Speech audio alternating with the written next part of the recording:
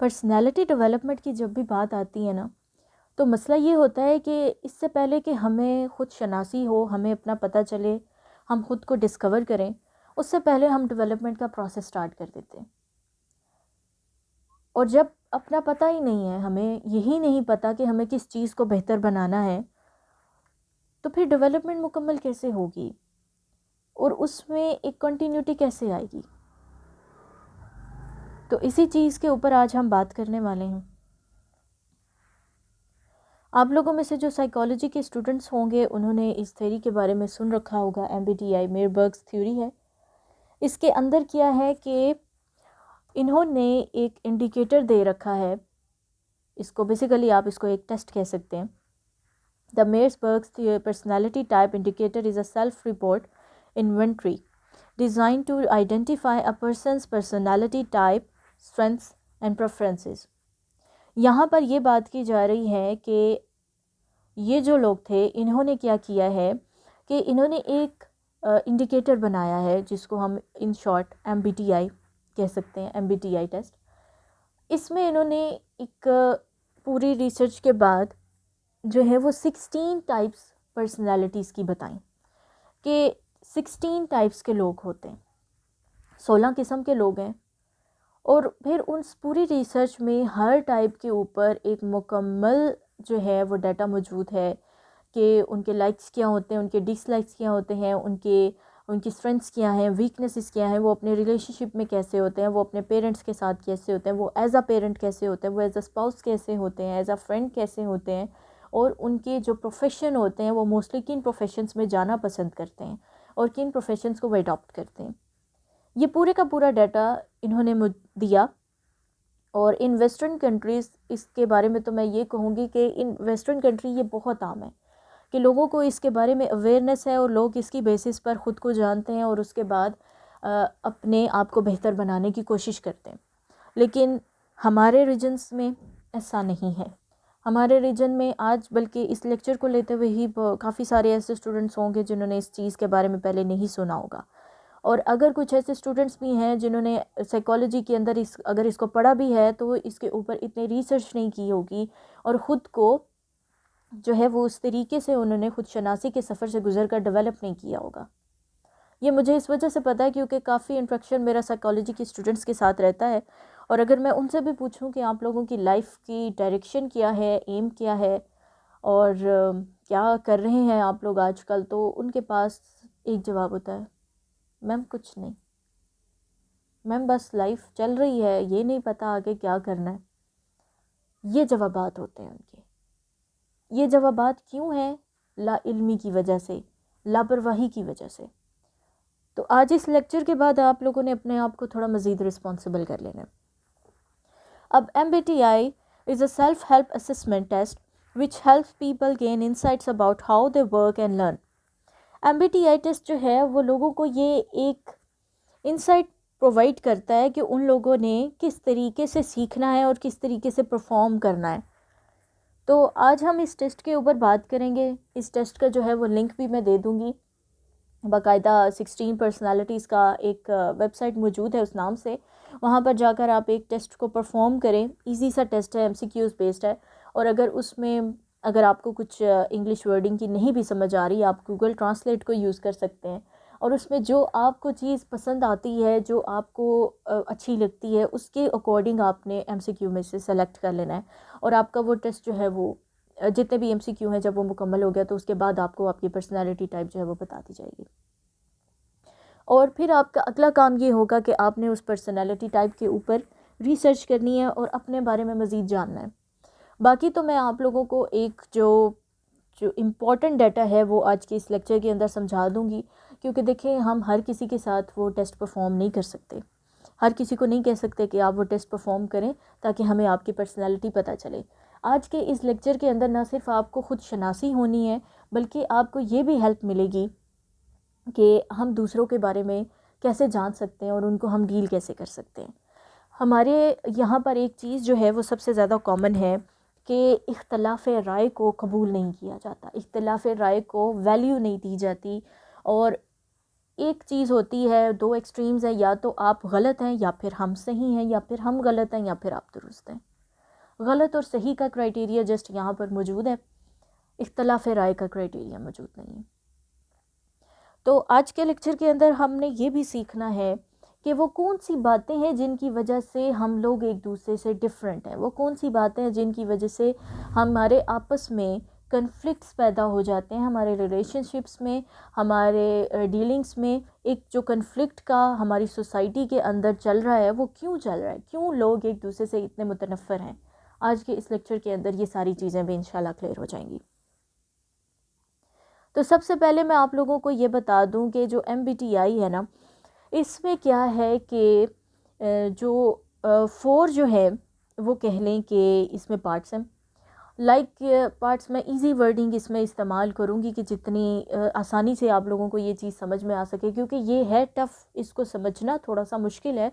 और मैंने इस पर तकरीबन जो पिछले 5 to 6 मंथ्स इसके ऊपर रिसर्च की, क्योंकि मुझे खुद ये चीज़ महसूस हो रही थी कि मैं एक चीज़ के बारे में जानूं कि आखिर हमारे दरमियान जो एक कन्फ्लिक्ट होता है हमारी सोसाइटी में, लोगों के दरमियान ये कन्फ्लिक्ट क्यों है और हम क्यों किस तरीके से अपने रिलेशनशिप्स को बेटर बना सकते हैं, अपने way of communication, way of dealing को बेहतर कर सकते हैं। तो इसलिए मैंने जो है वो एक रिसर्च स्टार्ट की और आहिस्ता आहिस्ता, बज़ाते ख़ुद मैं साइकोलॉजी की स्टूडेंट नहीं हूँ, लेकिन इस थ्योरी ने मुझे बहुत हेल्प किया।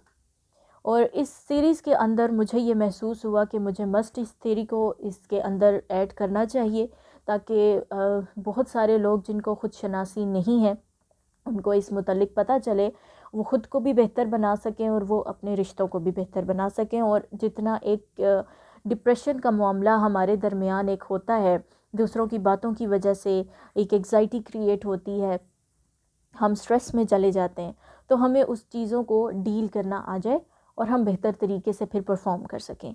और एज अ स्टूडेंट आप लोगों के लिए ये बहुत ज़्यादा इम्पॉर्टेंट है, क्योंकि जब आप लोगों को वे ऑफ़ डीलिंग आ जाएगा, उसके बाद ही आप अपने कामों को बेहतर तरीके से सरअंजाम दे सकते हैं। अगर आप इमोशनली, साइकोलॉजिकली जो स्ट्रगल है उससे गुज़र रहे हैं और उस दौरान आपको यही नहीं पता हम करें क्या, हम क्या करें, उस वक्त कोई समझ नहीं आ रही होती है डिप्रेशन के दौर में कि किस जानिब जाना है, क्या करना है, बस ये पता लगता है कि चारों तरफ अंधेरा है। तो वो जो चारों तरफ अंधेरा हमें नज़र आता है, उसकी वजह से हम अपने बाकी तमाम रास्ते जिनकी तरफ हम ग्रो कर रहे होते हैं, हम उनको छोड़ देते हैं।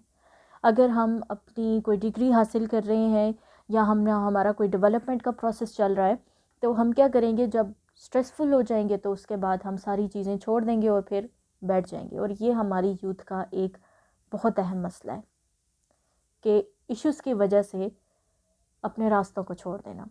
इश्यूज़ की वजह से ये इशू है तो हम ये नहीं कर पा रहे, वो इशू है तो हम ये नहीं कर पा रहे, हम कर रहे थे, बीच में ये हो गया जिसकी वजह से वो हमारा रास्ता छूट गया और अब हमें समझ नहीं आ रही कि हम करेंगे। तो अब स्टार्ट करते हैं। आप लोगों ने ये टर्म्स तो सुन रखी होंगी, एक्सट्रोवर्ट एंड इंट्रोवर्ट। अब एक्सट्रोवर्जन और इंट्रोवर्जन होता क्या है? MBTI के अंदर जो पर्सनैलिटी टाइप्स है ना, इनके अंदर जो है वो 4 लेटर्स होते हैं हर पर्सनैलिटी के। फॉर एग्ज़ाम्पल, अगर आपकी पर्सनैलिटी जो है, अगर है INFJ है फॉर एग्ज़ाम्पल, तो आपकी पर्सनैलिटी का जो एक लेटर है वो है I, सेकंड है N, थर्ड है F एंड फोर्थ है J। अब वो जो लेटर्स बनते हैं ना, वो ये जो आपके सामने स्क्रीन के ऊपर जो टर्म्स लिखी हैं, इनकी वजह से बनते हैं। अगर आप जो है वो मैं साथ साथ लिखूँगी, लिख कर आप लोगों को समझाने की कोशिश कर रही हूँ मैं। ENFJ फॉर एग्ज़ाम्पल, ये मैंने एक टाइप लिखी है।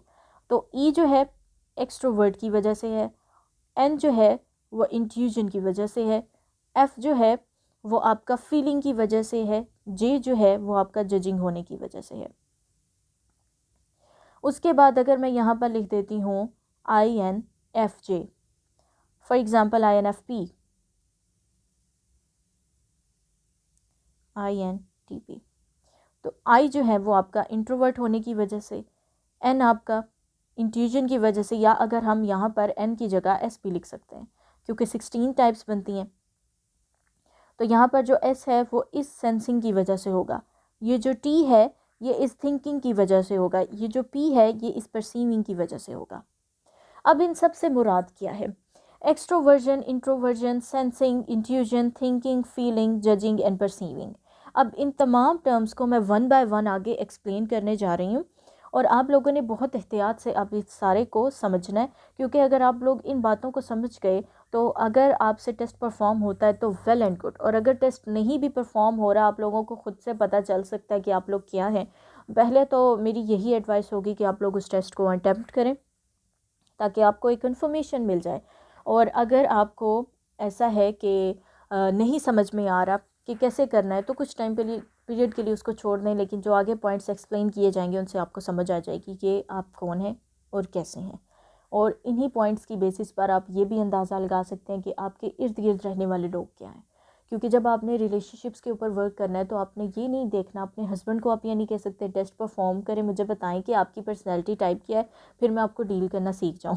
You can not do this. तो क्या करना होगा कि आपको थोड़ा सा सोच समझ के साथ चलना होगा। तो अब सबसे पहले जो ई एंड आई का क्राइटेरिया है ना, इसमें क्वेश्चन क्या आता है कि from where we get energy.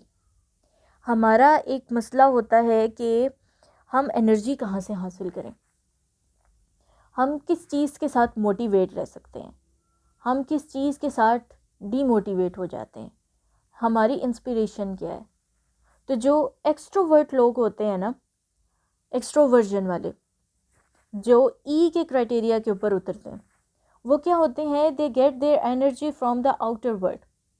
They get their energy from the outer world. Image के साथ आपको ये पता चल सकता है कि ये देखिए दो लोग आपस में बात कर रहे हैं। एक्सट्रोवर्ट की पहचान ही ये होती है कि ये बाहर की दुनिया को ज़्यादा इंजॉय करते हैं, बाहर की दुनिया में ज़्यादा रहना इनको पसंद होता है, फीलिंग्स का इजहार इनको पसंद होता है। ये लोग कम्युनिकेशन बहुत अच्छे तरीके से कर लेते हैं, दूसरों के साथ इनके ताल्लुकात काफ़ी ज़्यादा होते हैं, सोशल सर्कल इनका काफ़ी बड़ा होता है। ये होते हैं एक्सट्रोवर्ट लोग।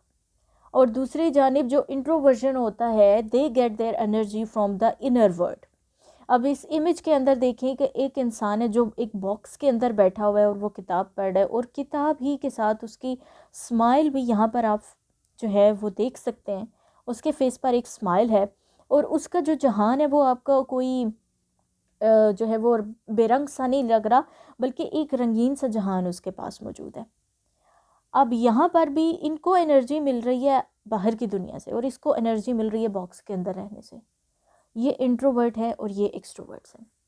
जो इंट्रोवर्ट्स होते हैं वो कम बात करते हैं, वो जो कहते हैं ना कि खामोश तबा इंसान, वो खामोश तबीयत के लोग होते हैं, बातें कम करते हैं, उनकी कम्युनिकेशन इतनी ज़्यादा नहीं होती, और अपनी फीलिंग्स का इजहार भी इतना नहीं कर पाते।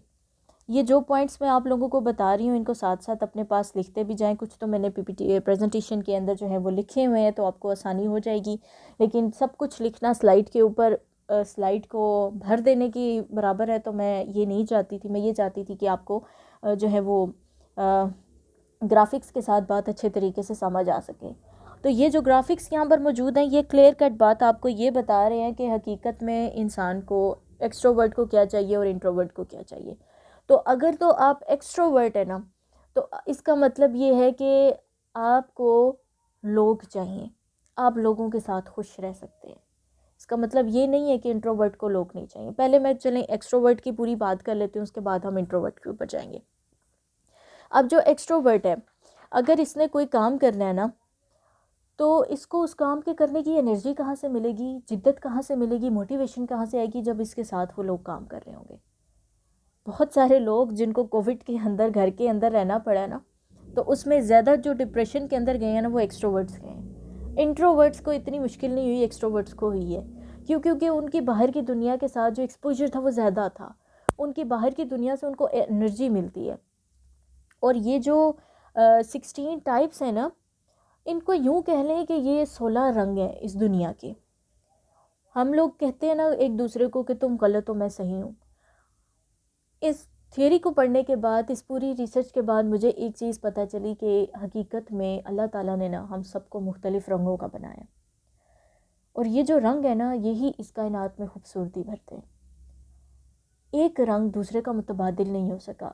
अगर आप कहें कि सफ़ेद का मुतबादिल काला रंग हो जाएगा, तो ऐसा नहीं है। वो स्याह रंग उसकी अपनी खूबसूरती है, वो सफ़ेद रंग उसकी अपनी खूबसूरती है। सुर्ख रंग की जो खूबसूरती है उसका मुकाबला स्याह रंग नहीं कर सकता। तो इस दुनिया में इन तमाम रंगों की ज़रूरत थी, और हर रंग की फिर ज़ाहिरी बात है अपनी पहचान है, अपनी लाइक्स हैं, डिसलाइक्स हैं, तो उनको इख्तलाफ राय का मौका तो मिलना चाहिए ना। तो अगर कुछ लोग हैं वो एक्सट्रोवर्ट्स हैं, एक ही घर में रहने वाले जो है वो कुछ लोग एक्सट्रोवर्ट्स होंगे, कुछ लोग इंट्रोवर्ट्स होंगे।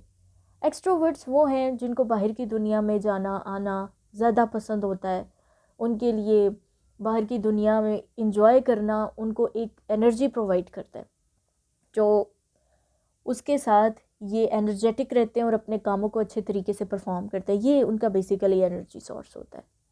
अगर एक्सट्रोवर्ट इंसान को अगर आप ये करें कि उसको घर के अंदर रख दें या उसको बंद कर दें, तो वो डिप्रेशन का शिकार हो जाएगा। अगर उसका सोशल सर्कल आप कट ऑफ कर दें, यह ख़ास मैसेज पेरेंट्स के लिए भी जिनके बच्चे जवान हैं, अगर पेरेंट्स को भी अपने बच्चों की पर्सनैलिटी टाइप्स पता हो ना, तो वो बहुत अच्छे तरीके से अपने बच्चों के साथ डील कर सकते हैं। अगर स्पाउसेस को एक दूसरे की पर्सनैलिटी टाइप्स पता है, तो वो अपने स्पाउसेस के साथ अच्छे तरीके से डील कर सकते हैं। और अगर बच्चों को पता है अपने पेरेंट्स की, तो फिर वो पेरेंट्स के साथ अच्छे तरीके से डील कर सकते हैं। डीलिंग का वे आना चाहिए। तो अगर डीलिंग का वे आएगा, आप इजीली चीज़ों को मैनेज कर लेंगे। इट मीन्स के बैलेंस क्रिएट हो जाएगा। बैलेंस क्रिएट हो जाएगा तो लाइफ के अंदर खूबसूरती ऑटोमेटिकली आ जाएगी। तो एक्सट्रोवर्ट्स डिफरेंट हैं, इंट्रोवर्ट्स डिफरेंट हैं। एक्सट्रोवर्ट्स के अंदर इतना नहीं होता कि वो किताबें पढ़ें या फिर वो बहुत ज़्यादा जो एक अंदर का माहौल रहता है उसके अंदर रहें। वो बाहर लोगों के साथ मिलना, कम्युनिकेट करना, घूमना फिरना, कम्युनिकेशन बहुत ज़्यादा, ये जो स्पीकर्स होते हैं ये एक्सट्रोवर्ट्स होते हैं, क्योंकि ज़ाहिर बात है जब उन्होंने एक्सट्रोवर्ट्स होना है तभी तो वो कम्युनिकेट कर पाएंगे बेटर वे में। जब उनकी कम्युनिकेशन अच्छी होगी तो उसी बेसिस पर जो है वो दूसरे लोगों को अच्छे तरीके से डील कर सकते हैं। तो लाजमी नहीं है कि तमाम स्पीकर जो हैं वो एक्सट्रोवर्ट्स हों, इंट्रोवर्ट्स भी हो सकते हैं। अब बात यह है कि एक पर्सन है ना, तो उसके अंदर एक्सट्रोवर्ट्स के भी ट्रेट्स होंगे और इंट्रोवर्ट होने के भी ट्रेट होंगे। लेकिन अगर वो एक्सट्रोवर्ट है तो उसके अंदर 40% ट्रेट्स इंट्रोवर्ट होने के होंगे एंड 60% ट्रेट्स होंगे एक्सट्रोवर्ट होने के। और सेम केस है इंट्रोवर्ट के केस में कि अगर इंट्रोवर्ट्स वो ज़्यादा है तो उसके अंदर 40% वो एक्सट्रोवर्ट होगा और 60% वो इंट्रोवर्ट होगा। अब करने की बात ये है कि जो एक्सट्रोवर्ट्स होते हैं ना, ये अपनी लाइफ में बहुत ज़्यादा बाहर की दुनिया के ऊपर इनका फोकस होता है। और जैसा कोविड जैसा अगर माहौल आ गया तो कोविड के अंदर फिर इनके लिए सरवाइव करना मुश्किल हो जाता है। तो उसके लिए बेहतर क्या है कि ये एक बैलेंस क्रिएट कर दें अपने अंदर। जब इनको नेचर का पता चल गया तो एक बैलेंस क्रिएट करें कि ख़ुद को थोड़ा तन्हाई में भी वक्त दें, क्योंकि अगर उनको तन्हाई की आदत ही नहीं है तो किसी वक्त अगर तन्हाई में रहना पड़ गया तो फिर क्या होगा, फिर डिप्रेशन आ जाएगा, फिर चीज़ें मैनेज नहीं होंगी। और बहुत सारे लोग इन चीज़ों से जब डील नहीं कर पाते तो या तो फिर वो सुसाइड कर लेते हैं, या फिर उनकी डेथ हो जाती है, या फिर उनकी लाइफ बेकार हो जाती है। तो एक्सट्रोवर्ट की ये खूबसूरती है कि उनके अंदर कम्युनिकेशन का स्किल बहुत अच्छा होता है और एनर्जेटिक भी होते हैं और इजहार करना भी जानते हैं।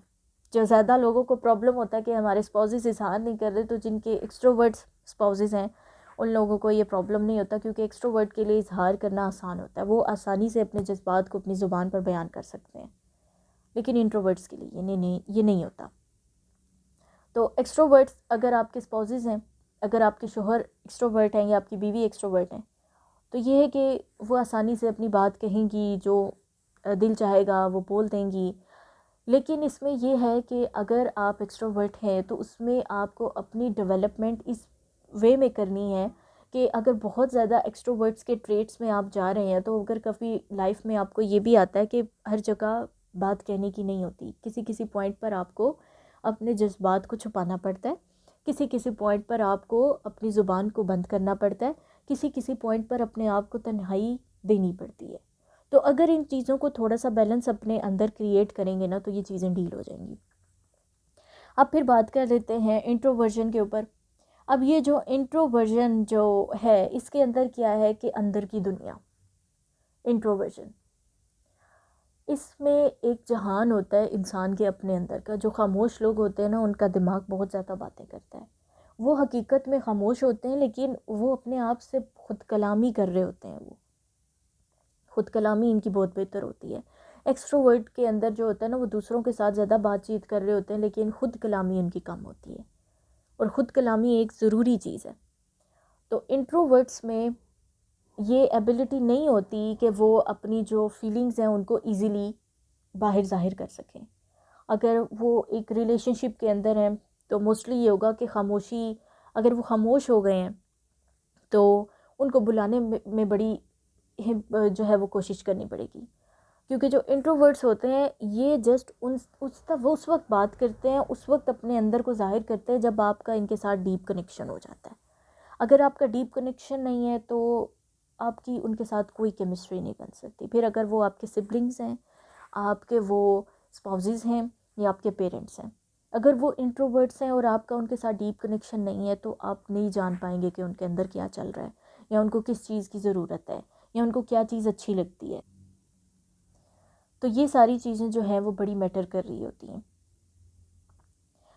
और इंट्रोवर्ट्स में ये काफ़ी सारी खूबियाँ हैं कि ये जो है वो अपने आप को एक लिमिट लगाना जानते हैं, कि पता होता है इनको कि हमने अपने आप का इजहार इतना नहीं करना, क्योंकि अपने आप को अगर खुली किताब बना दिया जाए तो ये मुनासिब नहीं होता। कुछ चैप्टर्स जो हैं वो क्लोज भी रहने चाहिए। तो इंट्रोवर्ट्स के अंदर ये खासियत होती है, ये इनका प्लस पॉइंट होता है। लेकिन नेगेटिव पॉइंट इनका ये होता है कि ये कम्युनिकेट इतना अच्छे से नहीं कर पाते, और कम्युनिकेशन इनकी ना होने की वजह से बहुत सारी चीज़ें इनको फेस करनी पड़ती हैं। लाइक इनके रिलेशनशिप में अगर स्पाउसेस भी अगर इनको अंडरस्टैंडिंग नहीं हो रही तो उससे क्या होगा, रिलेशनशिप डिस्टर्ब हो जाएंगे। जब वो डिस्टर्ब हो रहे हैं तो पीस ऑफ माइंड डिस्टर्ब होगा। पीस ऑफ माइंड डिस्टर्ब है तो फिर काम डिस्टर्ब होंगे। काम डिस्टर्ब है तो उससे क्या होगा कि आप जो है वो परफेक्शन के लेवल तक नहीं जा पाएंगे, सक्सेस तक नहीं जा पाएंगे। तो इंट्रोवर्ट अगर आप हैं तो इसमें क्या करना है, आपने अपने कम्युनिकेशन के स्किल के ऊपर थोड़ा सा फोकस करना है। कि ये बेहतर है कि आप इंट्रोवर्ट हैं, अंदर की एक दुनिया, खूबसूरत दुनिया के अंदर आप जी रहे हैं, लेकिन उसके साथ साथ ये भी होना चाहिए कि हमें बाहर की दुनिया के लोगों के साथ कम्युनिकेट करना आना चाहिए। कि अगर किसी वक्त किसी इंट्रोवर्ट को बाहर की दुनिया में जाना पड़ रहा है और वहाँ पर वो कम्युनिकेट ना कर पाए, तो communication is the key, communication success की है। तो अपने आप को कम्युनिकेशन में बेटर करना है। ये इंट्रोवर्ट के और एक्सट्रोवर्ट के पॉइंट्स थे। और इंट्रोवर्ट और एक्सट्रोवर्ट होने से मुराद क्या है कि हमें एनर्जी कहाँ से मिलती है। इंट्रोवर्ट के लिए एनर्जी उसके अंदर से मिलती है। इंट्रोवर्ट को अगर आप अकेलेपन में काम करने का बोलेंगे ना, उसको कोई टास्क दे देंगे कि वो अकेले उसने परफॉर्म करना है, वो कर जाएगा। अगर उसको अकेले कमरे में भी बिठा देंगे और उसको कहा है कि काम कर दें तो वो ऑन टाइम उसको मुकम्मल कर देगा। लेकिन जो एक्सट्रोवर्ट है, अगर आपने उसको एक टास्क दे दी है और उसको वो अकेले परफॉर्म कर रहा है तो वो उस चीज़ के लिए मुश्किल हो जाएगी। उसके लिए उसको एक स्ट्रेस मिल जाएगा जिससे वो उस चीज़ को बेटर परफॉर्म नहीं कर पाएगा। बाहर की कंट्रीज़ के अंदर ये होता है कि जब वो जॉब के लिए हायर करते हैं ना, तो ये होता है कि वो सबसे पहले वो पर्सनैलिटी टाइप के बारे में भी पूछते हैं, क्योंकि right person at the right place आपको सक्सेस की तरफ लेकर जाता है। अगर आपने रॉन्ग पर्सन को जो है वो रॉन्ग प्लेस पर रख दिए तो उससे आप कामयाब नहीं हो पाएंगे। लाइक अगर किसी जगह पे कम्युनिकेशन है और वहाँ पर आपने किसी इंट्रोवर्ट को बिठा दिया, तो इंट्रोवर्ट उतना कम्युनिकेशन डेवलप नहीं कर पाएगा जितना कि एक्सट्रोवर्ट कर सकता है। तो एक्सट्रोवर्ट्स जो होते हैं वो जब बातचीत में थोड़े खुल के बातचीत करते हैं तो हम क्या कहते हैं कि ये बड़े खुश मिजाज हैं। और जो इंट्रोवर्ट्स होते हैं उनके बारे में ये सोचा जाता है कि ये बड़े सर्द किस्म के लोग हैं, खामोश तबा है, तो मगरूर ये कुछ होगा। लेकिन वो मगरूर नहीं होते, बेसिकली वो उनकी नेचर होती है। और वो उस नेचर के अंदर एक यूँ कह लें कि वो उनके लॉक्स होते हैं, वो उन लॉक्स को ओपन नहीं कर सकते। थोड़ी बहुत उसके ऊपर स्ट्रगल कर सकते हैं कि अगर वो 60% इंट्रोवर्ट है, 40% एक्सट्रोवर्ट हैं, तो थोड़ा सा अगर वो वर्क करेंगे, अपने आप को एक प्रैक्टिस में लेकर आएंगे जहाँ पर उनको कम्युनिकेट करना पड़ता है। बहुत सारे स्पीकर्स भी इंट्रोवर्ट्स होते हैं लेकिन वो कम्युनिकेट बहुत अच्छे तरीके से कर लेते हैं। लाइक जो कायदे आज़म थे वो INFJ थे, जो नेल्सन मंडेला थे वो INFJ थे। लेकिन क्या इंट्रोवर्ट्स होने के बावजूद कायद आज़म ने कैसा कम्युनिकेट किया है, कैसी जिद्दत दी है। तो यही बात है कि जब हम थोड़ा सा इन ट्रेड्स के ऊपर वर्क करेंगे तो हम अपने आप को बेटरमेंट की तरफ लेकर जा सकते हैं। उसके बाद नेक्स्ट पॉइंट हमारे थे एस एंड एन के, आई के, सॉरी यहाँ पर ई एंड आई का था, उसके बाद एस एंड एन का आएगा, क्योंकि अगर इधर भी आई रखा जाता तो ये मिक्सअप हो जाता, इसलिए यहाँ पर एन के जो लेटर है उसको चुना गया है। तो यहाँ पर या तो सेंसिंग है या इंट्यूजन है। यहाँ पर मैंने कुछ पॉइंट्स लिख रखे हैं। What is over learning style, कि हम कहाँ से डाटा कलेक्ट करते हैं, हमारा स्टाइल क्या है डाटा को कलेक्ट करने का और लर्न करने का। तो इस लर्निंग स्टाइल में हमारे पास 2 पॉइंट आ जाते हैं, एक सेंसिंग और एक इंट्यूजन। इस सेंसिंग के अंदर क्या होता है, पहले हम इस सेंसिंग को पढ़ लेते हैं और उसके बाद हम इंट्यूजन को पढ़ेंगे। सेंसिंग के अंदर देखें कि ये क्या है, कि ये वो लोग होते हैं they collect data with the 5 senses. ये अपनी 5 सेंसेस के थ्रू डाटा को कलेक्ट करते हैं और ये रियलिस्टिक होते हैं। आप लोगों ने काफ़ी ज़्यादा लोगों को सुना होगा कि वो कहते होंगे कि फैंटेसी में मत जियो, रियलिस्टिक रहो। तो ये वो किस्म के लोग होते हैं जो सेंसिंग होते हैं, जो 5 अपनी सेंसेस इस्तेमाल करते हैं, डाटा कलेक्ट करते हैं। ये क्रिटिकल होते हैं, बेसिकली स्ट्रेट फॉरवर्ड होते हैं और ये डिटेल्स को नोट करते हैं, और उसकी बेस पर ये जो है ना वो नतीजे निकालते हैं कि अगर इनके सामने डाटा है, काम मौजूद है और उस काम की बेस पर उन्होंने उस चीज़ को एनालाइज़ किया और उसके बाद उन्होंने परफॉर्म किया, कुछ लर्न किया एंड देन उन्होंने एक्शन परफॉर्म किया। ये सेंसिंग होते हैं। सेंसिंग के नाम से, वर्ड से ही आपको पता चल जाएगा कि इन्होंने अपनी 5 सेंसेस इस्तेमाल करनी है।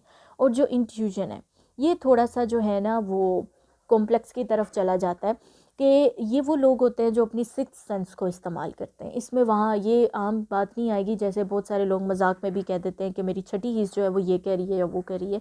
तो इसमें बहुत ख़ास बात है कि जो इंट्यूजन वाले लोग होते हैं इनके अंदर ये एक कैपेबिलिटी होती है, ये विजनरी होते हैं, ये फ्यूचरिस्टिक होते हैं, ये रिफॉर्मर्स होते हैं। ये देख सकते हैं कि आज के दौर में अगर कोई प्रॉब्लम चल रही है तो सबसे पहले तो ये जो है वो सोचेंगे, समझेंगे कि प्रॉब्लम हुई क्यों। उसके बाद ये उस प्रॉब्लम का सॉल्यूशन देंगे और वो सॉल्यूशन हो सकता है कि जो सेंसिंग वाले लोग हों, जो कि 5 सेंसेस से डाटा कलेक्ट करते हैं, उस वक्त उनको वो सॉल्यूशन नज़र ना आ रहा हो, लेकिन जो इंट्यूजन वाले लोग होते हैं इनको वो नज़र आ रहा होता है।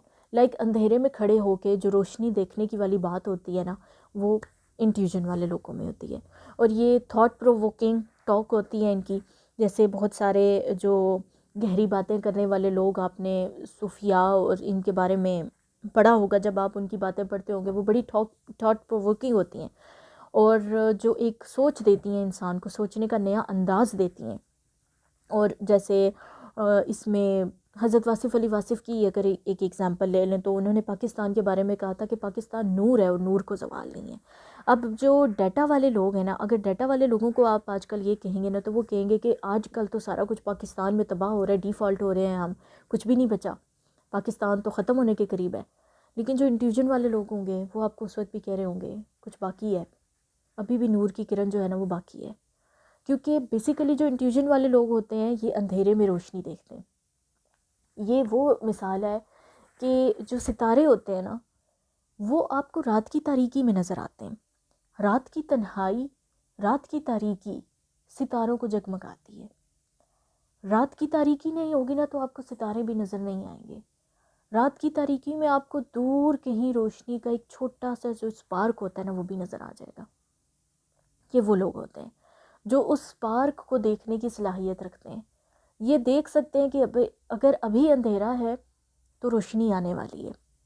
ये देख सकते हैं कि एक टफ़ प्रोसेस से गुज़रने के बाद हम किस जगह पर मौजूद होंगे। ये वो इंट्यूजन वाले लोग होते हैं और ये बेसिकली रिफॉर्मर्स होते हैं जो कि प्रॉब्लम्स हो जाती हैं, जो कि मिसहैप्स क्रिएट हो जाते हैं, एक ख़राबी पैदा हो जाती है, अनबैलेंस सिचुएशन हो जाती है, तो ये उसको बैलेंस की तरफ लेकर आते हैं। तो ये एन है और जो एस हैं वो डाटा बेस्ड होते हैं कि ये क्रिटिकल एनालिसिस करते हैं। इनको क्रिटिसिज्म के ऊपर इनकी चीज़ें जो हैं वो बेस कर रही होती हैं। ये डाटा के ऊपर डाटा कलेक्ट करते हैं और उसके ऊपर ये यकीन रखते हैं। ये अपने अंदर दिल की आवाज़ के ऊपर ये यकीन नहीं करते। ये इनकी दिल की आवाज़ इतनी स्ट्रॉन्ग नहीं होती जितनी कि इंट्यूशन वाले लोगों की होती है। ये अपने दिल को सुनने की सलाहियत इनके अंदर ज़्यादा होती है। और उस बेसिस पर ये बहुत सारे अपने फैसले भी करते हैं। और सेंसिंग में अगर प्रॉब्लम की बात की जाए कि इनकी डेवलपमेंट के कौन से पॉइंट्स हैं, ये तो हमने देख लिया कि सेंसिंग कौन है, इंट्यूजन कौन है। अब इनके जो हैं वो फ़ायदे क्या है, नुकसान क्या है। तो सेंसिंग के अंदर ये होगा कि ये बहुत ज़्यादा डाटा बेस्ड होते हैं, तो ये अपने प्रेजेंट के ऊपर ही डाटा को कलेक्ट करके तो परफॉर्म कर रहे होते हैं, ये फ्यूचरिस्टिक नहीं होते। इनको थोड़ा सा फोकस अपने फ्यूचर के ऊपर भी करना चाहिए। और साथ ही साथ कि बहुत ज़्यादा डाटा की वजह से एक डाटा जो आपको एक डिप्रेशन का शिकार कर देता है, आपके अंदर फिर थोड़ी सी ईमान वाली कैफियत भी जो है वो आनी चाहिए। बहुत ज़्यादा डाटा बेस्ड होना जो है वो इंसान को नुकसान देता है। तो जो सेंसिंग है इनके लिए ये है कि ये डाटा बेस्ड होते हैं और अपने आप को इनको थोड़ा सा फ्यूचरिस्टिक भी बनाना चाहिए। और जो इंट्यूजन है ये फ्यूचरिस्टिक होते हैं, इनको थोड़ा सा अपने प्रेजेंट के ऊपर भी फोकस करना चाहिए कि अगर ये जस्ट अपने दिल की आवाज़ के ऊपर ही फोकस रखेंगे और अगर ये कहते हैं कि हमने ये हमारा दिल कर रहा है इस वजह से हमने ये किया, तो हर दफ़ा दिल की आवाज़ जो है वो दुरुस्त सुनाई नहीं देती। अगर आपके दिल के शीशे के ऊपर गर्द मौजूद है तो आपको उस शीशे में अक्स वाज़े दिखाई नहीं देगा। तो इसलिए ये बेहतर है कि अपने आप को अल्लाह के साथ एक कनेक्शन बनाएं, एक स्ट्रॉन्ग कनेक्शन बनाएं, ताकि आपके दिल के ऊपर से वो गर्द उतर सके और आप बेटर परफॉर्म कर सकें। वरना अल्लाह ताला ने ये जो ट्रेड्स आपको दिए हैं, आप जो हैं इन ट्रेड्स की बेसिस पर भी अच्छा परफॉर्म नहीं कर पाएंगे, क्योंकि आपने उन ट्रेड्स का फ़ायदा ही नहीं उठाना जो अल्लाह ताला ने आपको नेमतें दे रखी हैं। अल्लाह ताला ने हर इंसान को ना उसके मकसद के अकॉर्डिंग बनाया है। उसका जो लाइफ का पर्पज़ है उसके अकॉर्डिंग अल्लाह ताला ने उसको इनेट नेचर दी है। ये जो नेचर जिसकी हम अभी बात करें ना, पर्सनैलिटी की, नेचर की, ये वो चीज़ है जो अल्लाह ताला ने हमारे अंदर रखी है, हमारे दिल के अंदर। अगर हम इंट्रोवर्ट हैं, अल्लाह ताला ने हमें इंट्रोवर्ट बनाया, तो इसके पीछे रीज़न है। हमारा जो मकसद था उसमें हमारा इंट्रोवर्ट होना मस्ट था। अगर हम एक्सट्रोवर्ट हैं तो अल्लाह ताला ने हमें बनाया। अगर हम सेंसिंग है, 5 डेटा के ऊपर वर्क करते हैं, तो हमारे अंदर अल्लाह ताला ने इंट्यूजन की भी सेंस रखी है। अगर 60% सेंसिंग है, 40% इंट्यूजन भी तो है। तो हमें यही करना है कि हमें जस्ट 60% के ऊपर फोकस नहीं करना, हमने एक बैलेंस अपनी लाइफ के अंदर क्रिएट करना है। और बहुत सारे तो ऐसी भी हमारी यहाँ पर जो प्रॉब्लम चल रही है वो ये है कि हम अपनी जो नेचर अल्लाह ताला ने हमें दी है उसको बेटर बनाना तो दूर, हम अपनी उस नेचर से भी फ़ायदा नहीं उठा पा रहे, क्योंकि हमें खुद शनासी ही नहीं है, हमें अपना पता ही नहीं है कि हम क्या चाहते हैं क्या नहीं चाहते। अगर हमें दिल की आवाज़ सुनाई देती है, हम ये जान पाते हैं कि हाँ, हम जो सोच रहे हैं, अंधेरे में रोशनी देखने की सलाहियत अल्लाह ने हमें रखी है हमारे अंदर, ये रिफॉर्मर्स होते हैं बेसिकली।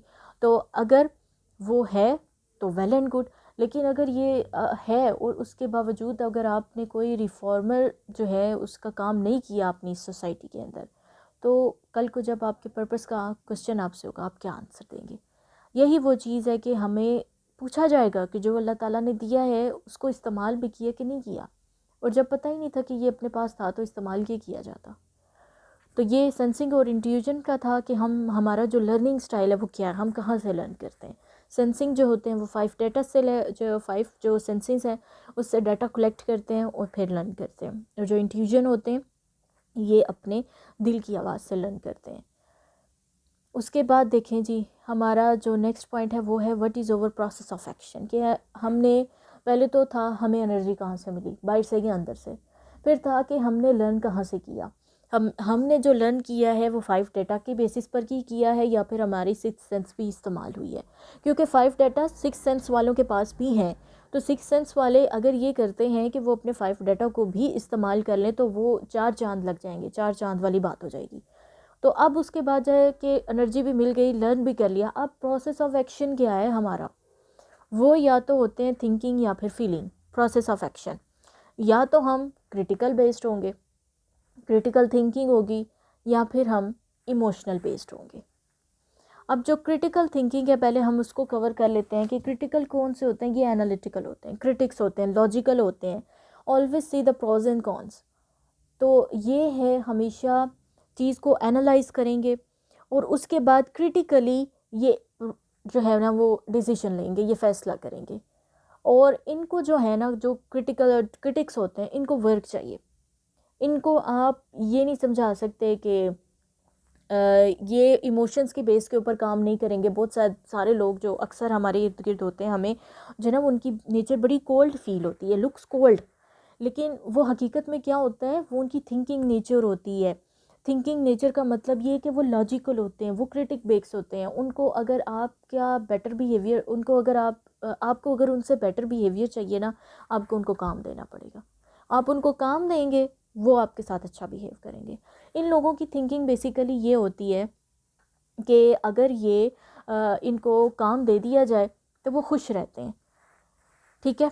वो काम अगर आप रिस्पॉन्सिबिलिटी के साथ जो आपको काम दे दिया गया, अगर आप उस काम को बेहतर तरीके से करके देंगे तो ये आपको जो है आपसे खुश होंगे। लेकिन अगर आपने उनको काम नहीं करके दिया तो वो आपसे खुश नहीं होंगे। इनकी थिंकिंग ये होती है कि अगर आप किसी को जो है वो क्रिटिसिज्म कर रहे हैं ना, तो क्रिटिसिज्म की बेस के ऊपर आप किसी के अंदर बेहतरी ला सकते हैं। ये बेसिक इनकी सोच है कि क्रिटिसिज्म की बेस के ऊपर बेहतरी लाई जा सकती है। दूसरी जानिब जो फीलिंग का क्राइटेरिया है ना, जो फीलर्स होते हैं ये मोस्टली सॉफ्ट हार्ट वाले होते हैं, बड़ा नरम दिल होता है इनका। ये अपने इमोशंस को ज़्यादा इस्तेमाल करते हैं। ये जब फ़ैसले करते हैं तो उसमें अपने दिल की जो कैफ़ियत होती हैं, जो जज्बात होते हैं, उनकी बेसिस पर करते हैं। ये ट्रस्ट बहुत जल्दी कर लेते हैं और इनको लोगों की ज़रूरत होती है। अब देखें कि जो थिंकिंग वाले हैं ना, उनमें उनको जज्बात नहीं चाहिए, उनको काम चाहिए। और जो फीलिंग वाले हैं उसमें उनको जज्बात उनकी प्रायोरिटी हैं। तो जो थिंकिंग वाले हैं उनकी सोच ये कि क्रिटिसिज्म की बेस पर बेहतरी लाई जा सकती है। जो फीलिंग वाले हैं उनकी सोच ये कि नरमी की बेस पर जो है वो बेहतरी लाई जा सकती है।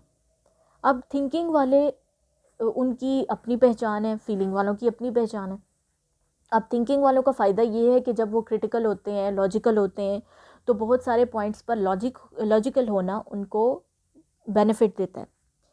लेकिन थिंकिंग वाले जब बहुत ज़्यादा क्रिटिकल हो जाते हैं, बहुत ज़्यादा क्रिटिसिज्म इस्तेमाल करते हैं, तो वो बहुत सारे ऐसे लोग होते हैं जिनके जज्बात को जो है वो ठेस पहुंचा देते हैं। तो थिंकिंग वालों को ये बेटर पॉइंट है उनका कि वो लॉजिकल होते हैं, जो है वो लॉजिक की बेस के ऊपर वो परफॉर्म करते हैं, एक्शन उनका लॉजिक बेस्ड होता है। लेकिन साथ साथ उनको दूसरों के जज्बात का ख्याल भी रखना चाहिए। ये इनको एक इनकी तरफ डेवलपमेंट का पॉइंट है। दूसरी तरफ जो फीलिंग वाले हैं, फीलिंग वालों का दिल बहुत नरम है, इनके अंदर जज्बात होते हैं, इमोशंस बहुत ज़्यादा होते हैं। यही इमोशन इनकी ताकत भी है और यही इमोशन इनकी कमज़ोरी भी है। ये फ़ैसले करते हैं इमोशंस की बेस्ड पर, इमोशनल बेस्ड फ़ैसले होते हैं इनके। तो अगर ऐसा हो कि इनके फ़ैसले इन्होंने लॉजिक नहीं देखा, इन्होंने एनालिसिस नहीं किया और जस्ट इमोशंस को प्रेफर किया है, तो क्या होगा कि इनके कुछ फ़ैसले जो हैं वो गलत साबित हो जाएंगे। तो इनको जज्बाती तो होना चाहिए, लेकिन इनके अंदर इनको इमोशनल इंटेलिजेंस के ऊपर वर्क करना है। इमोशनल इंटेलिजेंस के अपने किस इमोशन को कहाँ पर इस्तेमाल करना है और कितना इस्तेमाल करना है। क्योंकि अगर इनके पास इमोशनल इंटेलिजेंस नहीं होगी तो ये अपने जज्बात जो है, दूसरे भी इनका गलत फ़ायदा उठा जाएंगे और ये ख़ुद भी अपने जज्बात का बेहतर फ़ायदा नहीं उठा पाएंगे। गुस्सा आएगा तो गुस्से को चैनलाइज नहीं कर पाएंगे, उसका गलत फ़ायदा, उसका गलत जो है वो इस्तेमाल हो जाएगा। मोहब्बत है तो मोहब्बत किसी ऐसे शख्स से हो जाएगी जो उनको तबाह बर्बाद कर देगा। और जब इंसान इमोशनली उसको टॉर्चर मिल जाए ना, तो इमोशनल टॉर्चर के बाद उसका परफॉर्म करना बहुत मुश्किल होता है। तो थिंकिंग और फीलिंग के अंदर ये जो है वो चेंज है कि हमारा एक्शन प्रोसेस क्या है। जो थिंकर्स होते हैं वो क्रिटिक्स होते हैं, वो क्रिटिकल एनालिसिस करते हैं और उसकी बेस पर वो फैसले करते हैं। और जो फीलर्स होते हैं ये इमोशंस की बेस पर फैसले करते हैं। तो अगर इमोशंस के साथ साथ ये अपने अंदर जो है वो एनालिसिस भी थोड़ा लेकर आएँ, इंटेलिजेंस लेकर आएँ, इमोशनल इंटेलिजेंस, तो ये इनके हक़ में बहुत बेहतरीन साबित होगी। और जो थिंकर्स हैं अगर दूसरों के जज्बात का भी ख्याल रखेंगे तो ये इनके हक़ में बहुत बेहतर साबित होगा। उसके बाद अब आगे बात आ जाती है लाइफ़स्टाइल की। लाइफ़स्टाइल के बारे में जी बहुत ज़्यादा सुना होगा। तो J is for judging and P is for perceiving. अच्छा, जो हर फील्ड होती है ना, हर फील्ड के अंदर जो टर्म है वो उसका मतलब डिफरेंट होता है। जैसे मैंने एक दफ़ा आप लोगों को बताया था कि रजिस्टर हम आम ज़ुबान में किसको कहते हैं, ये जो सफ़ात का मजमूआ होता है, कि कापी होती है हमारे सामने बड़ा, जो उसको हम कहते हैं रजिस्टर।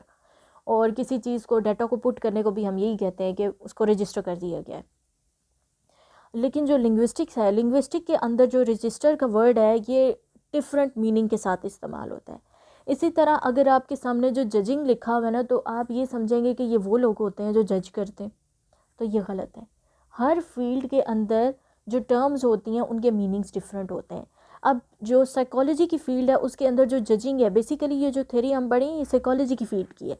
लेकिन जब हम अपनी साइकोलॉजी को बेहतर समझ पाएंगे, अपनी पर्सनालिटी के साथ हमारी खुद शनासी हो जाएगी, हमें अपने इर्द गिर्द के लोगों का पता होगा, तो हम अपनी लाइफ को बेटर डील कर सकते हैं। तो जजिंग क्या है? ये ऑर्गेनाइज्ड पीपल है। जजिंग वो लोग हैं जिन्होंने बेटर वे में अपने आप को एक ऑर्गेनाइजेशन वाली लाइफ दे रखी है, हर एक चीज़ में उनकी ऑर्गेनाइजेशन है और उसी बेस पर उनकी टाइम मैनेजमेंट है। ये वो जजिंग वाले लोग हैं। ये कौन होते हैं कि maintain their focus for a long time, to do list, aimful persons, responsible, proactive and organised, and they set goals and achieve them. इन सब पॉइंट्स का मतलब क्या है कि जजिंग, अगर किसी के अंदर जजिंग का ट्रेट है ना, 60% जजिंग का ट्रेट है, तो वो लोग होंगे जो अपने गोल्स बनाएंगे, अपनी टू डू लिस्ट उन्होंने डेली बेसिस पर बनाया हुआ होगा, अपना टाइम टेबल, अपनी लिस्ट बना रखी होगी कि मैंने कब क्या करना है, कितना करना है, कैसे करना है। उनके इर्द गिर्द का इन्वायरमेंट जो है वो वेल ऑर्गेनाइज्ड होगा।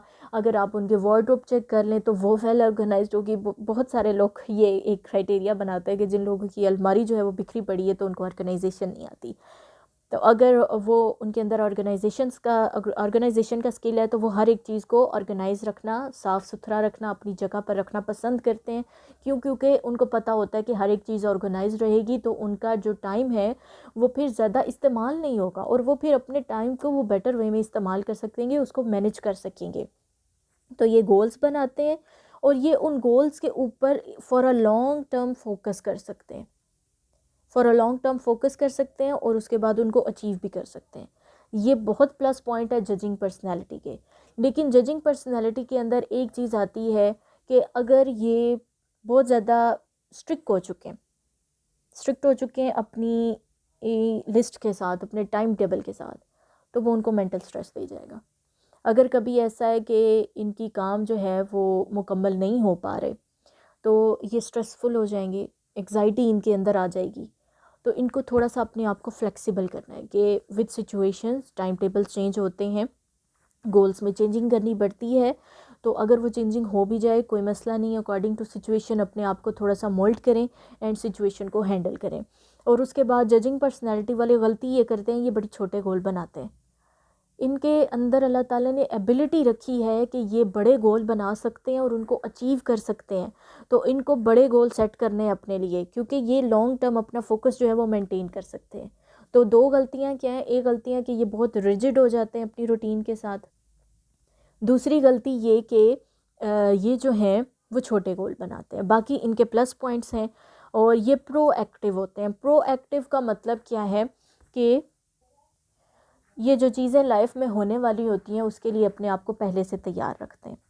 प्रोएक्टिव, ये इंतज़ार नहीं करते कि सर पर कोई जो है वो पहाड़ खड़ा होगा या हथौड़ा पीछे लेकर कोई खड़ा होगा और उसके बाद इन्होंने परफॉर्म करना है। ये टाइम से पहले अपने आप को प्रिपेयर रखते हैं कि क्योंकि जो जंग है, जंग की तैयारी अमन के वक्तों में की जाती है। अगर आप कहें कि जंग की तैयारी आपने उस वक्त करनी है जब दुश्मन सर पे खड़ा हो गया, तो आप उस वक्त तैयारी नहीं कर सकते, फिर आप हार जाएंगे।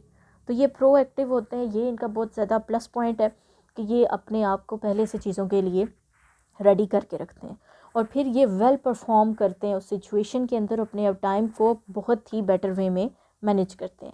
उसके बाद ये है जी एक पर्सनैलिटी ट्रेट है परसीविंग का। ये लोग वो होते हैं जी कि जो टाइम के साथ साथ चलते हैं, पीपल ऑफ प्रोसेस होते हैं कि चीज़ों को साथ साथ ही लेकर चलेंगे। पहले से इन्होंने कोई जो है वो अपने माइंड के अंदर कोई टाइम टेबल या ऑर्गेनाइजेशन का जो स्किल है वो इनके पास इतना नहीं होता इनके। अब इस पर्सन को भी आप देख सकते हैं कि ओवरलोडिंग हो रहा है, हर एक चीज़ जो है वो पेंडिंग के ऊपर जा रही है, सारा कुछ इकट्ठा हो रहा है सर पर, टाइम हाथ से निकला जा रहा है और भाई साहब जो हैं वो एक पैनिक सिचुएशन में जो है वो भाग रहे हैं। तो ये परसीविंग जो पर्सनैलिटी ट्रेट होता है उसके अंदर ये सिचुएशन होती है कि ये पीपल ऑफ प्रोसेस होते हैं, वक्त के साथ साथ ही परफॉर्म करेंगे, पहले से तैयारी करके नहीं रखेंगे, अनऑर्गेनाइज्ड होते हैं, ऑर्गेनाइजेशन इनको इतनी नहीं आती, चीज़ें इनके इर्द गिर्द बिखरी पड़ी होती हैं। जिन लोगों को इशू होता है कि हमारे बहन भाई या हमारे जो स्पाउसेस हैं या माँ बाप के हमारे बच्चे जो हैं वो चीज़ें संभाल के नहीं रख रहे, या कोई चीज़ इधर बिखरी है उधर बिखरी है, तो बेसिकली क्यों है कि वो उनके परसीविंग नेचर की वजह से है। उसके बाद एक इनका प्लस पॉइंट जो है वो है कि ये प्रॉब्लम सॉल्वर होते हैं। ये बहुत ज़्यादा अपने आप को सिचुएशन के अंदर जो है वो एक कियोस में नहीं चले जाते कि ये नहीं हो सका तो वो टाइम मैनेज नहीं हुआ, ये ऑर्गेनाइजेशन नहीं हुई। ये कोशिश करते हैं कि हम जो प्रॉब्लम्स अब आ गई हैं उनको सॉल्व करें, क्योंकि बेसिकली जो बहुत ज़्यादा लोग होते हैं जो पेंडिंग चीज़ों को करते रहते हैं, अल्टीमेटली क्या होता है कि वो आखिरकार उन चीज़ों को डील कर ही लेते हैं। अगर एक स्टूडेंट है कि उसने पूरे 2 साल स्टडी नहीं की, पेपर के 1 महीने के आखिर में उसको होश आई है कि अब पेपर आने वाले हैं, तो वो क्या करेगा कि वो उस आखिरी 1 महीने के अंदर भी तैयारी कर ही लेगा। लेकिन अब देखा ये जाता है कि वो ये कहता है कि आखिरी महीने में भी पढ़ के हमने तैयारी तो कर ही ली ना, पास तो हम हो ही गए हैं, तो इतना पहले से पढ़ने की क्या ज़रूरत थी, इतनी तैयारी पहले से रखने की क्या ज़रूरत थी। तो ये है कि जुगाड़ जो है ना वो कभी कभी लग जाते हैं, और जो लर्निंग का प्रोसेस है ना वो उसका एक्सपीरियंस जे वालों को ज़्यादा मिल सकता है बजाय के पी के, क्योंकि 1 महीने के अंदर उसने तेज़म तेज़ भागना है, और भागते हुए वो चीज़ों को अपने दिमाग के अंदर जमा करेगा, उनसे सीखेगा नहीं। तो जो जे वाले होते हैं उनके पास एक लॉन्ग टर्म होती है, एक लॉन्ग टर्म पीरियड होता है, उसके अंदर वो स्टेप बाय स्टेप चीज़ों को सीखते रहते हैं, मज़ीद रिसर्च करके ख़ुद को ग्रो करने के चांसेस जो हैं इनके पास ज़्यादा होते हैं। तो परसीविंग जो है ये प्रॉब्लम सॉल्वर है, प्रॉब्लम्स को सॉल्व तो कर ही लेते हैं, बट इनको ये सोचना चाहिए कि ये थोड़ा सा अपने फोकस को बढ़ाएं। बहुत ज़्यादा जल्दी इनका फोकस हट जाता है चीज़ों के साथ। फॉर एग्ज़ाम्पल अगर बैठे पढ़ रहे थे तो दोस्त का फ़ोन आ गया तो ये बाहर निकल जाएंगे, अगर कोई काम कर रहे थे तो कोई और काम आ गया तो उनका फोकस हट जाएगा, और उसके बाद वो काम जो है वो पेंडिंग चला जाएगा। तो इन लोगों को थोड़ा सा काम करना है अपने फोकस के ऊपर, अपने आप को ऑर्गेनाइजेशन के स्किल की तरफ लेकर आना है, और ये अपने गोल सेट नहीं करते, जो सबसे बड़ी इनकी गलती होती है कि ये गोल सेट नहीं करते, जिसकी वजह से इनको प्रॉब्लम का सामना करना पड़ता है। तो अगर ये गोल सेट करेंगे, छोटे छोटे गोल सेट करेंगे, तो आहिस्ता आहिस्ता उनको अचीव करते जाएंगे और इंशाल्लाह इनको बड़ी कामयाबी मिल सकती है। उसके बाद ये रिएक्टिव होते हैं। रिएक्टिव जो जे थे वो प्रोएक्टिव थे, और जो परसीविंग है वो रिएक्टिव है, कि अकॉर्डिंग टू सिचुएशन इनका रिएक्शन आता है। अगर इनको एक असाइनमेंट दे रखी है, 10 डेज़ थे इनके पास कि उन्होंने वो असाइनमेंट तैयार करनी है, अब इन्होंने पहले जो है वो 8 दिन ज़ाया कर दिए। अब 9वें दिन टीचर का मैसेज आया कि जी कल मुझे असाइनमेंट चाहिए, या जो बॉस का मैसेज आया कि कल मुझे प्रेजेंटेशन चाहिए, तो अब पूरी रात बैठेंगे और उस वक्त वो रिएक्टिव होंगे और फिर अपने आप को काम में लगा रहे होंगे, और according to situation, according to process ये परफॉर्म कर रहे होते हैं फिर, और गो विद द फ्लो होते हैं, और ये अपने जो डिसीजंस हैं, अपने जो फैसले हैं, उनको ये पोस्टपोन करते चले जाते हैं। ये इनकी बहुत बड़ी गलती होती है, जिस बेसिस पर ये बहुत ज़्यादा नुकसान भी उठाते हैं, क्योंकि राइट टाइम पर राइट डिसीजंस अगर आप नहीं करते, दुरुस्त फैसला अगर दुरुस्त वक्त पर नहीं हो रहा, तो इंसान को नुकसान उठाना पड़ता है। तो कोई भी इंसान है अगर वो ओवरलोड हो जाएगा किसी चीज़ से, तो फिर आखिरकार वो सारी चीज़ों को छोड़ देगा, फेडअप हो जाएगा और किसी भी चीज़ में कामयाब नहीं हो पाएगा। और ये प्रॉब्लम हमारे यहाँ पर काफ़ी सारे लोगों के अंदर चल रही है, तो अगर वो इस चीज़ के ऊपर फोकस करेंगे, थोड़ा सा अपने आप को मैनेज करेंगे, तो वो बेटर परफॉर्म कर सकते हैं। तो यहाँ पर हमने जो 4 पॉइंट्स थे, introvert, extrovert, sensing, intuition, thinking, feeling, judging and perceiving. अब ये सारी जो 4 टर्म्स थी ये मैंने आपको अच्छे तरीके से समझा दी हैं। एक्सट्रोवर्ट इंट्रोवर्ट के अंदर हमने ये सीखा कि हम एनर्जी कैसा कहाँ से गेन करते हैं, कहाँ से हमें एनर्जी मिलती है। सेंसिंग एंड इंट्यूजन में हमने ये सीखा कि हमारा लर्निंग प्रोसेस क्या, हम कहाँ से लर्न करते हैं। उसके बाद जो थिंकिंग एंड फीलिंग है, ये हमारा एक्शन प्रोसेस है, कि हमारा जो प्रोसेस ऑफ एक्शन है वो किस किस्म का होता है, हम किस तरह से फ़ैसले करते हैं और परफॉर्म करते हैं। और जजिंग जो एंड परसीविंग है, ये हमारा लाइफस्टाइल है, कि हम किस तरीके का लाइफस्टाइल जी रहे हैं। तो यहाँ पर आगे इन सारी स्लाइड्स के अंदर ये सारे पॉइंट्स जो हैं वो एक्सप्लेन हो चुके हैं। अब आगे जो है इन सारी 16 टाइप्स की जो है वो एक स्लाइड मैंने बनाई है, इसके अंदर सारी की सारी 16 टाइप्स हैं। सबसे पहले देखें कि INTJ द आर्किटेक्ट, और ये इमेजिनेटिव होते हैं, स्ट्रेटेजिक होते हैं, और ये प्लानर्स होते हैं। यानी हर एक टाइप के साथ साथ नीचे लिखा गया है कि ये किस किस्म के लोग होते हैं, और इसमें उनकी जो प्रोफेशन भी काफ़ी सारे बयान किए गए हैं। ये मैं अभी इस वक्त सारा नहीं पढ़ूंगी क्योंकि ऑलरेडी हमारे 50 मिनट्स हो चुके हैं इस लेक्चर के, और मुझे यकीन है कि इंशाल्लाह पीछे मैं सारी टर्म्स इतनी जो है वो डिटेल में एक्सप्लेन कर चुकी हूँ कि अगर आपके सामने INTJ मौजूद है तो आपको पता है कि I जो है वो इसका मतलब है ये इंट्रोवर्ट है बंदा, N जो है ये इंट्यूशन सिक्स्थ सेंस से काम लेता है, T मतलब ये थिंकर है, क्रिटिकल एनालिसिस करता है, J मतलब ये ऑर्गेनाइज्ड पर्सन है। उसके बाद अगर हम कर लेते हैं कि नीचे से कोई कर लेते हैं ESTP का क्या है कि ये जो है एंटरप्रेन्योर, यहाँ पर लिखा है स्मार्ट, एनर्जेटिक एंड परसेप्टिव। तो यहाँ पर ये है कि ये E क्या है, एक्सट्रोवर्ट है ये, और ये S क्या है, सेंसिंग है, डाटा बेस्ड है।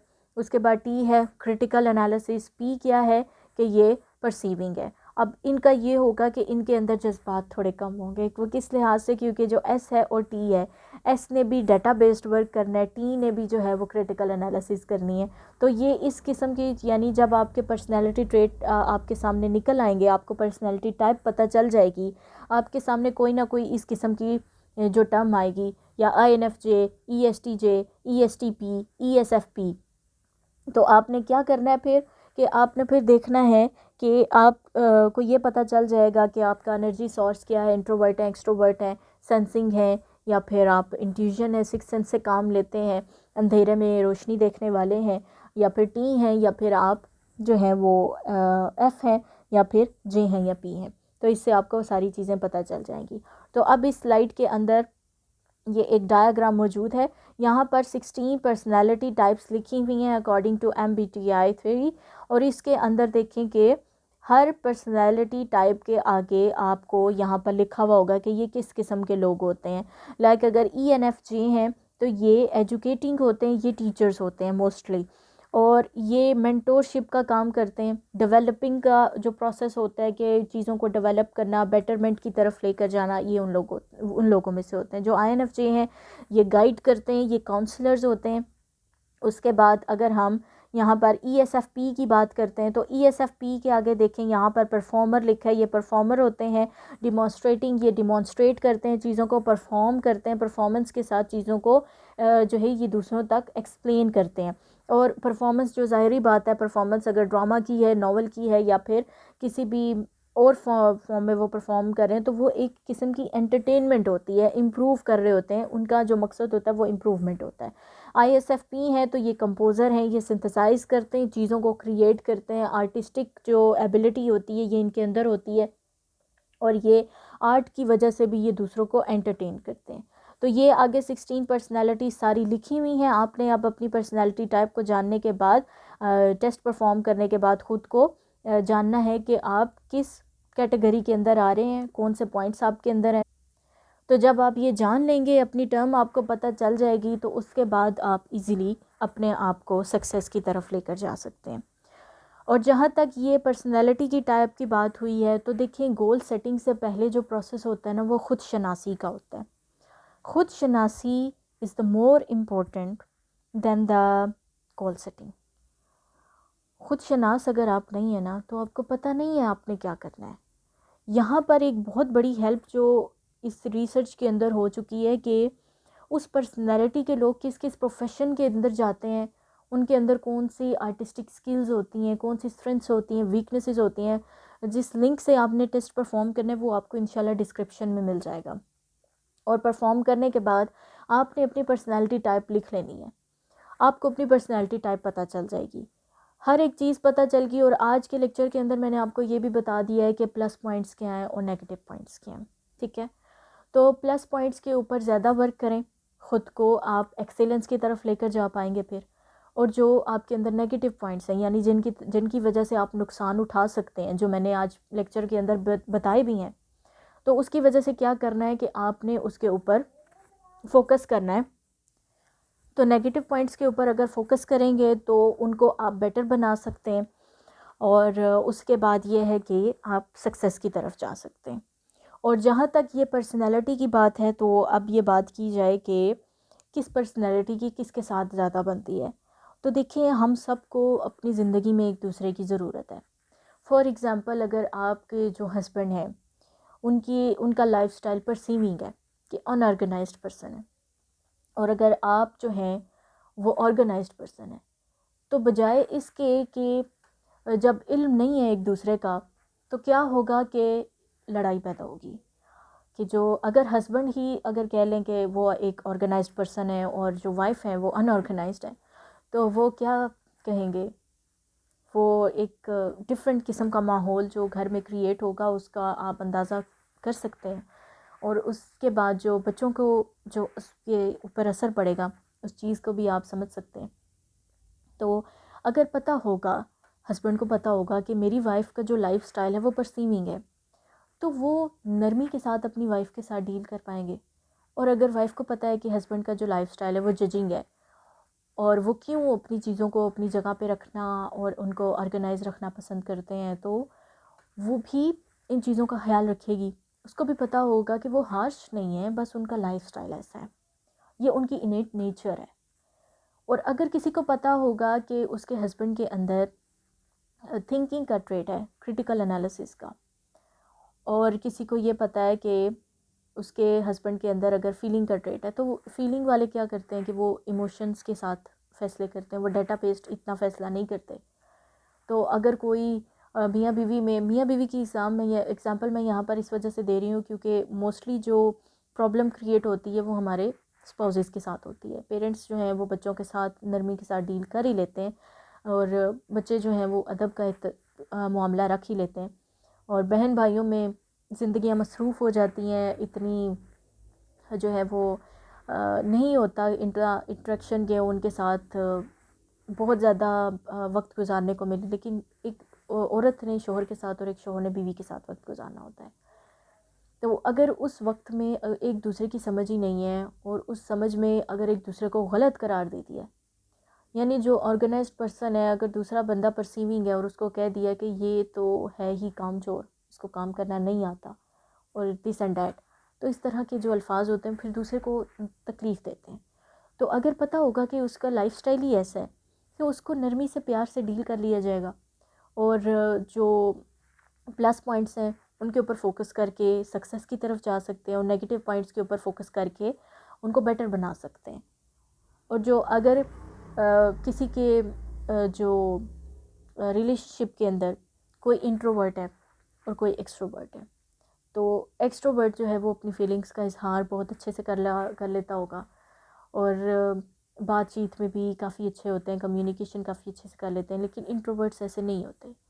इंट्रोवर्ट्स को कम्युनिकेट करने के लिए डीप कनेक्शन की ज़रूरत होती है। बहुत से रिश्ते इस वजह से टूट जाते हैं, बन नहीं पाते, बिखर जाते हैं, क्योंकि उनके अंदर कम्युनिकेशन नहीं हो पाती, वो एक दूसरे को समझ नहीं पाते। अगर एक एक्सट्रोवर्ट की शादी किसी इंट्रोवर्ट के साथ हो गई है, तो वो क्या कहेंगे कि दूसरा बंदा अपने रिलेशनशिप के अंदर इन्वॉल्व नहीं है, वो ये समझते हैं। लेकिन बेसिकली ऐसा नहीं होता, वो इन्वॉल्व होते हैं, लेकिन अपने इंट्रोवर्ट नेचर की वजह से वो उस चीज़ का इजहार नहीं कर पाते, वो उस चीज़ को बयान नहीं कर पाते। और उनको अगर कोई तकलीफ़ भी पहुंच रही है, कुछ भी हो रहा है, वो उस चीज़ को अपने अंदर छुपा लेंगे। यूँ कह लें कि इंट्रोवर्ट एक कवर के अंदर होता है, और एक्सट्रोवर्ट के ऊपर वो कवर नहीं होता।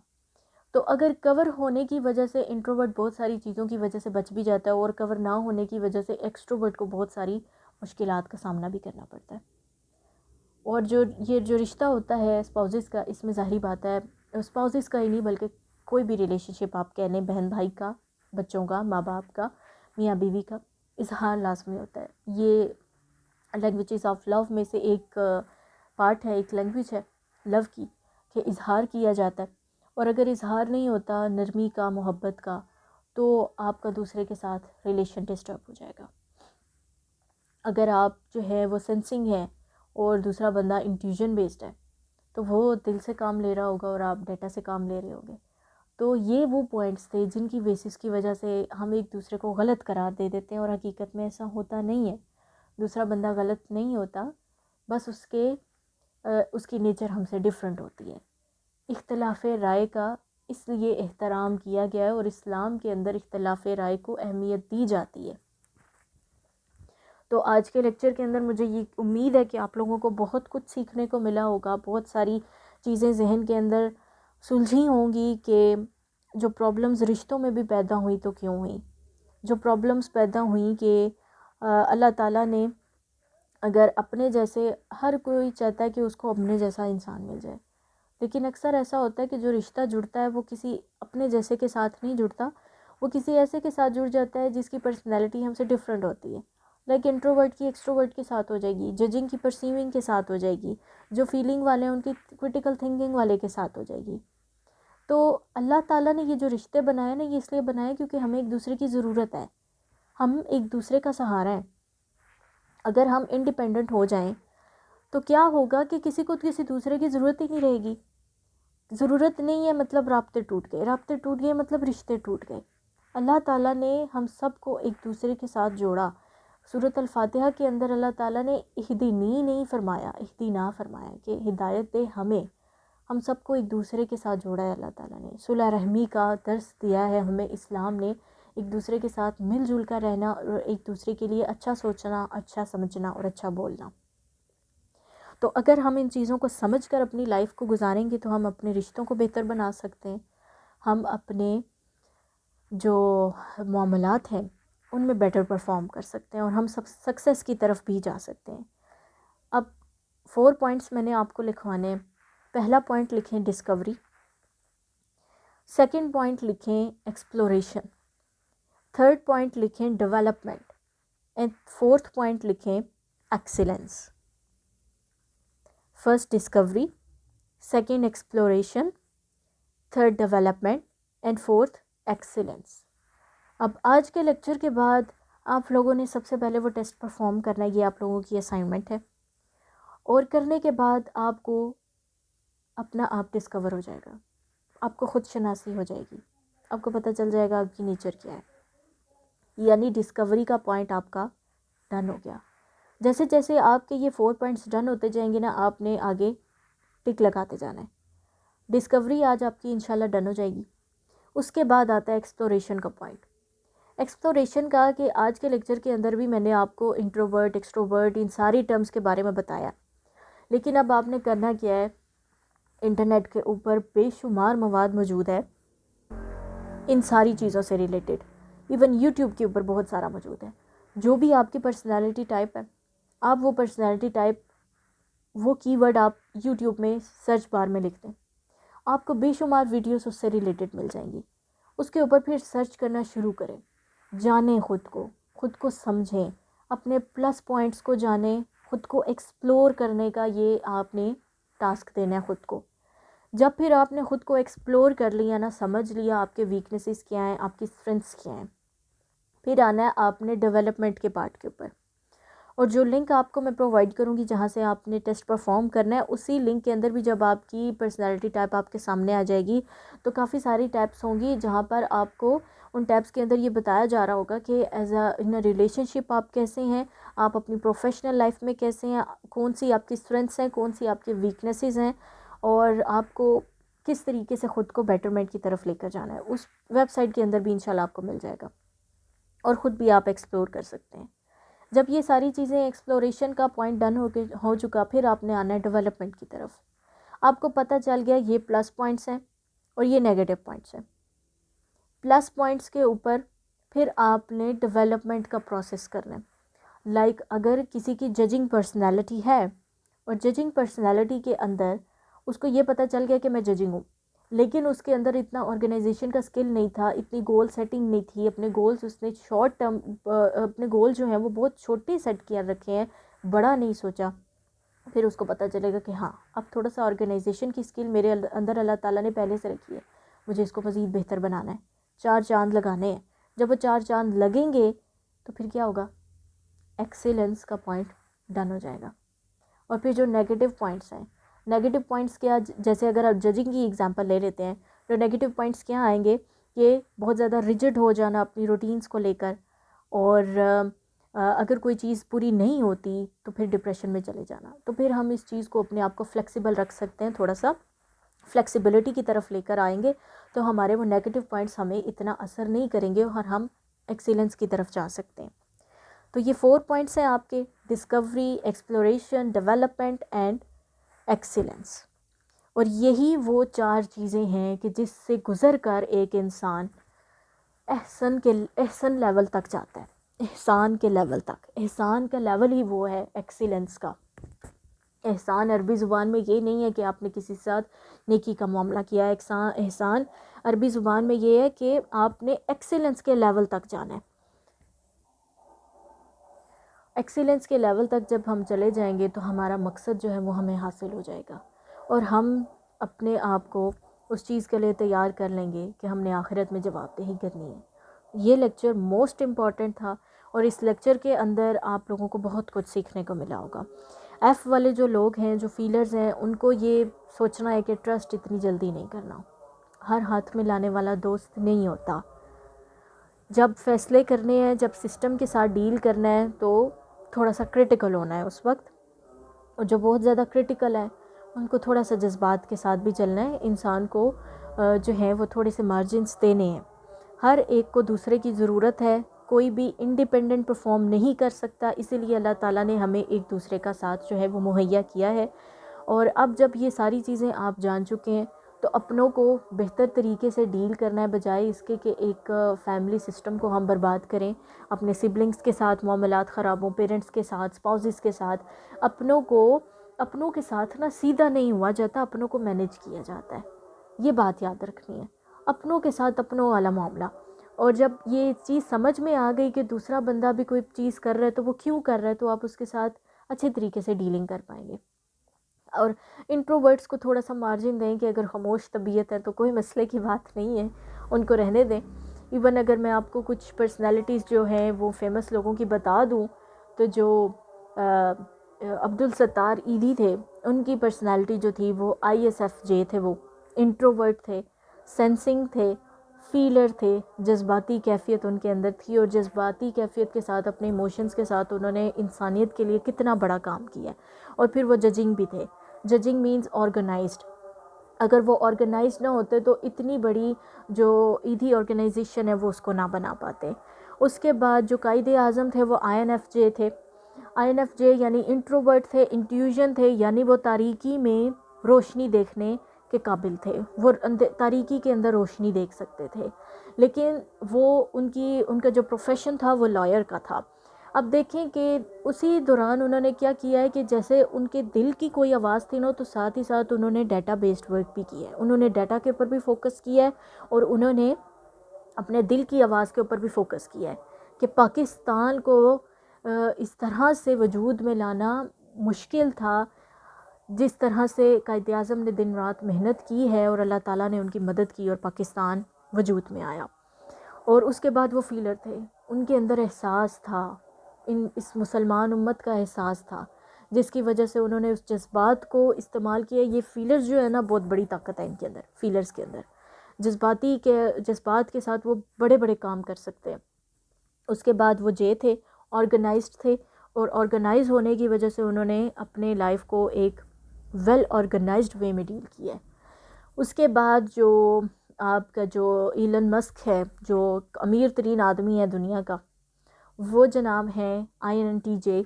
इंट्रोवर्ट है वो भी इंट्यूजन से काम लेते हैं। N है, T है कि क्रिटिकल एनालिसिस, फीलिंग वाला जो पार्ट है इसके अंदर नहीं आता। क्रिटिकल एनालिसिस काम है, उनको काम चाहिए, उनको क्रिटिसिज्म के ऊपर फोकस करना है। और वो समझते हैं कि क्रिटिसिज्म के साथ हम दुनिया में तब्दीली ला सकते हैं और क्रिटिसिज्म के ज़रिए, क्रिटिकल एनालिसिस के ज़रिए लॉजिकल होकर हम आगे बढ़ सकते हैं। और जजिंग ऑर्गेनाइज थे।